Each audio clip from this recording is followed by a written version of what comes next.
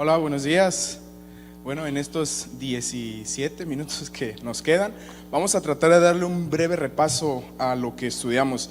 Qué interesante, ¿no? La lección de escuela sabática, parte de la familia de Dios. Se tocaron abundantes temas.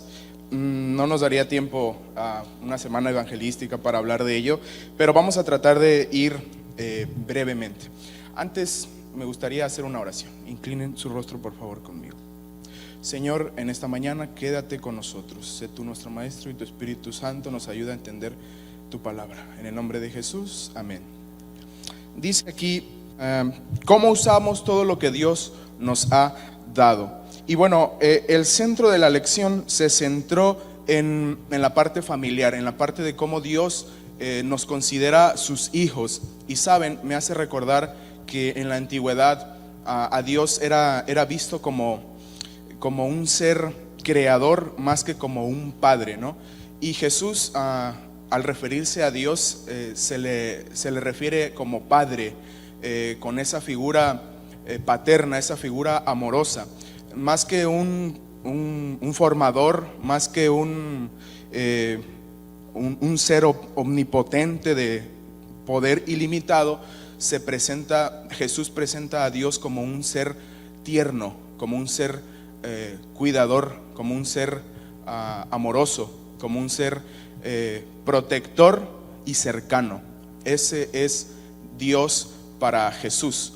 Es decir, por encima de un Dios que lo sabe todo, que lo entiende todo y que lo puede todo, es un Dios que te conoce, te ama y te cuida como si tú fueses un pequeño niño indefenso y Él fuese tu amante Padre celestial. Y ya en el Sermón del Monte, Jesús les decía: si ustedes son malos y saben darles cosas buenas a sus hijos, ¿qué no hará Dios con ustedes si se lo piden, si se acercan, si claman? Así que vamos brevemente a la parte del domingo. Dice aquí, somos parte de la familia de Dios. Y en los textos que nos presenta la lección, nos presentan en el Nuevo Testamento como la Biblia nos presenta como una hermandad. Y si por lo tanto somos hijos de Dios, por lo tanto todos nosotros evidentemente somos hermanos. Y los hermanos deben amarse como Cristo nos amó. ¿Y cómo nos amó Cristo? Nos amó hasta la muerte, y la muerte más humillante. Por lo tanto, al hermano que tú tienes al lado, a ese hermano que a lo mejor no te cae bien, o que te hace caras, o que en el trabajo te cuesta trabajo, a ese tienes que amarlo al punto de entregar tu vida, ¿no? Perdonarlo, ser pacientes unos con los otros. Somos una familia que unidos se espera que lleguemos al conocimiento pleno de la deidad. Y dice aquí, vamos a buscar rápidamente allá en en Efesios capítulo 3, versículos 14 al 15. Dice ahí el apóstol Pablo que él hace algo por los efesios.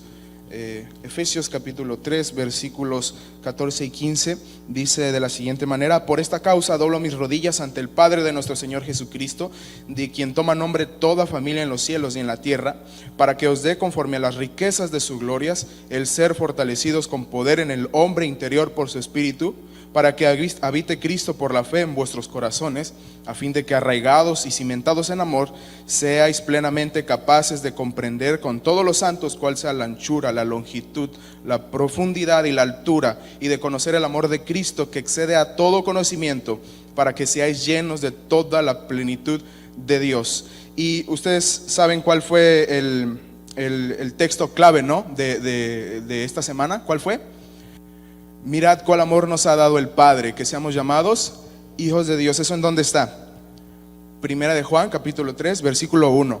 Y saben, qué gran privilegio. Es decir, el apóstol no lo puede explicar de una manera sencilla, es decir, excede su capacidad intelectual. Dice: miren qué asombroso es que seamos llamados de Dios. Qué privilegio. Es algo que es indescriptible.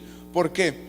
Porque usted y yo, querido hermano, querida hermana, somos seres caídos, seres que se asemejan más naturalmente a la naturaleza diabólica que a la naturaleza divina, pero por la gracia de Dios, por el Espíritu Santo que Él manda a esta tierra, usted y yo somos capaces de formar parte o de participar de la naturaleza divina, tal como lo dice el apóstol Pedro en su segunda epístola.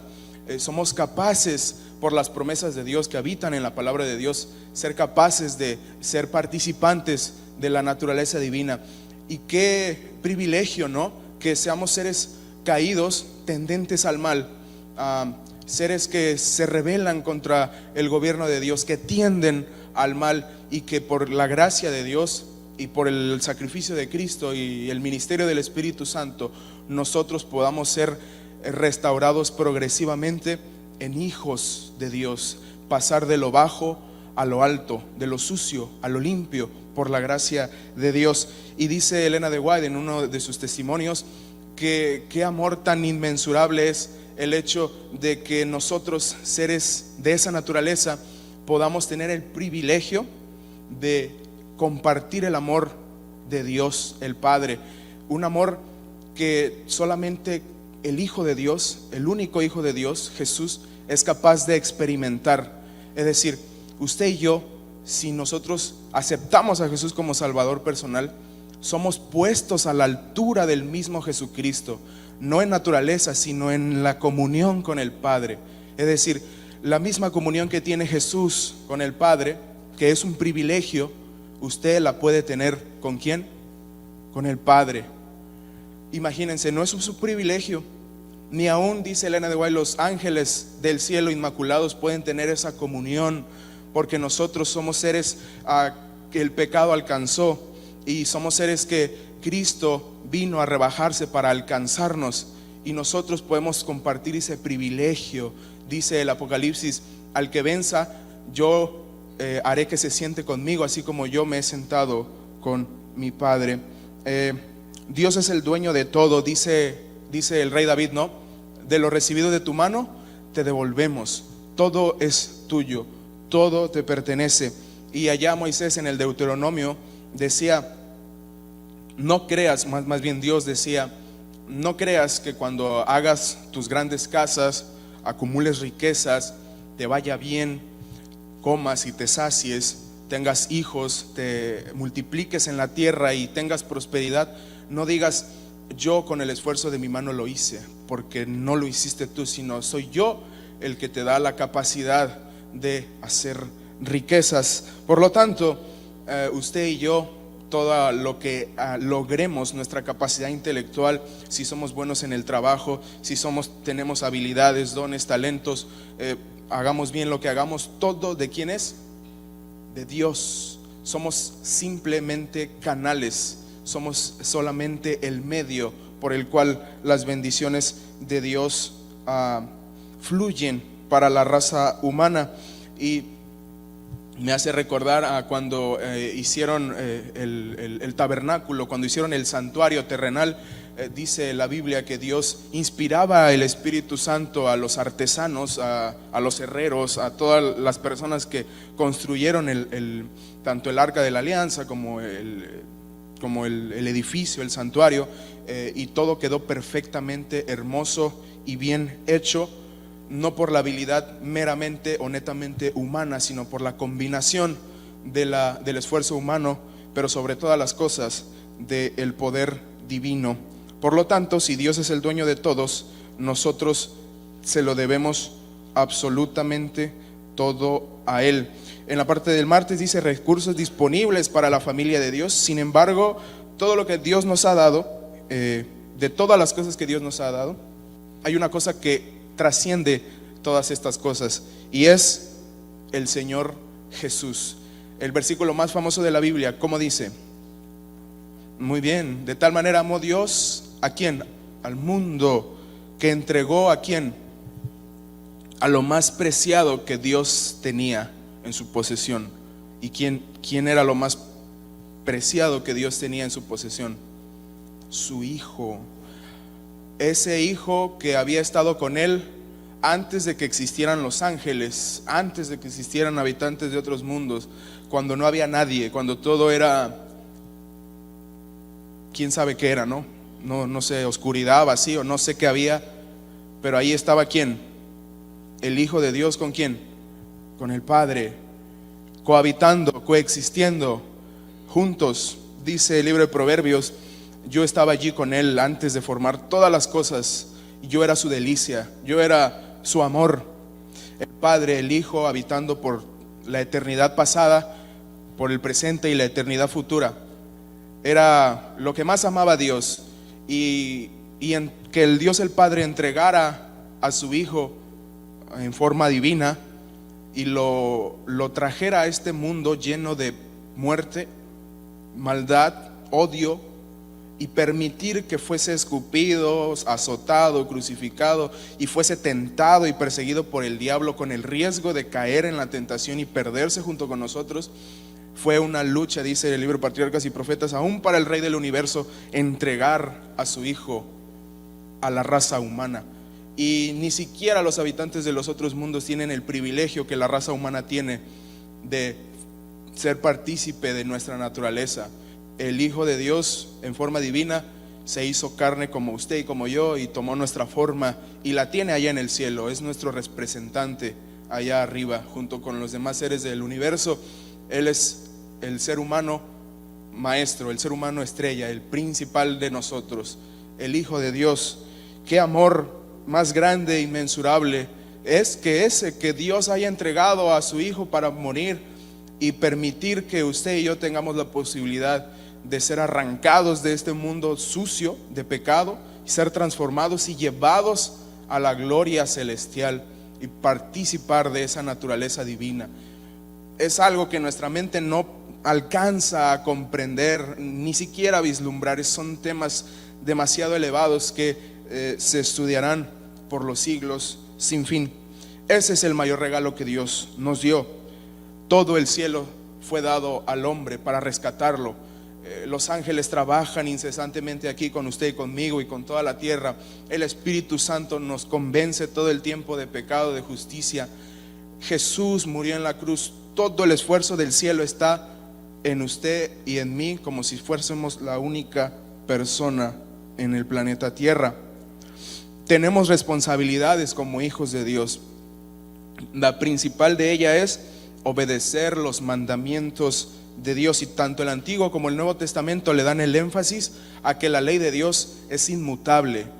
Más allá de que Cristo haya abolido los mandamientos en la cruz, demuestra que la ley de Dios no puede moverse. Si pudiese haberse movido, Cristo no tendría que haber muerto, sino simplemente Él, en un versículo de la Biblia, pudo haber dicho: ¿saben qué? Abolo los mandamientos, pueden hacer lo que quieran, vénganse al cielo conmigo y no tienen que obedecer. Pero no es así. Al contrario, dijo: vine a establecerlos, vine a hacerlos más firmes y vine a morir porque ustedes los transgreden.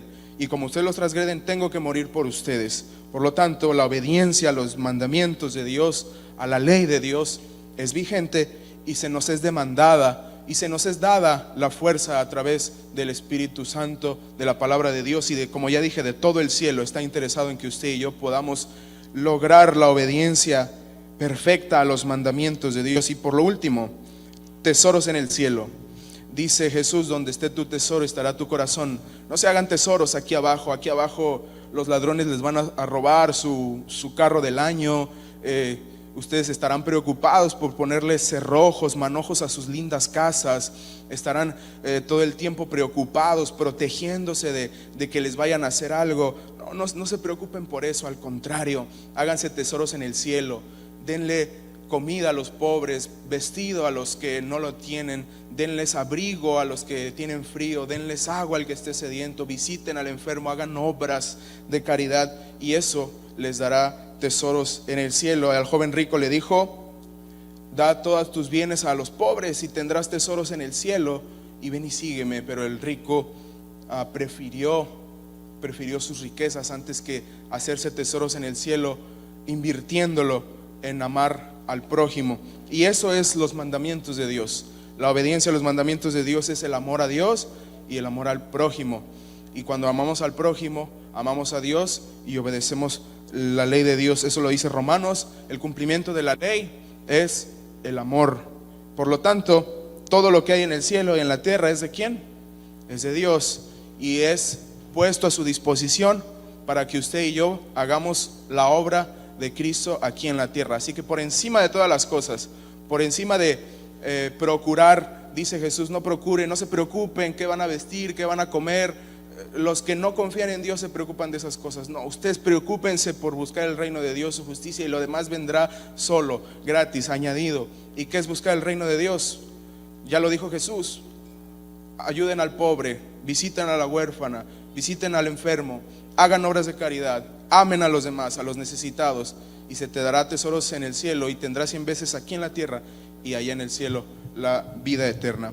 Esa es brevemente un bosquejo de lo que vimos, y les animo a que estudiemos en este trimestre la lección de la escuela sabática. Somos mayordomos, administradores de Dios, y ese va a ser el énfasis, que administremos correctamente las riquezas espirituales y materiales que el Señor nos otorga en esta corta vida terrenal.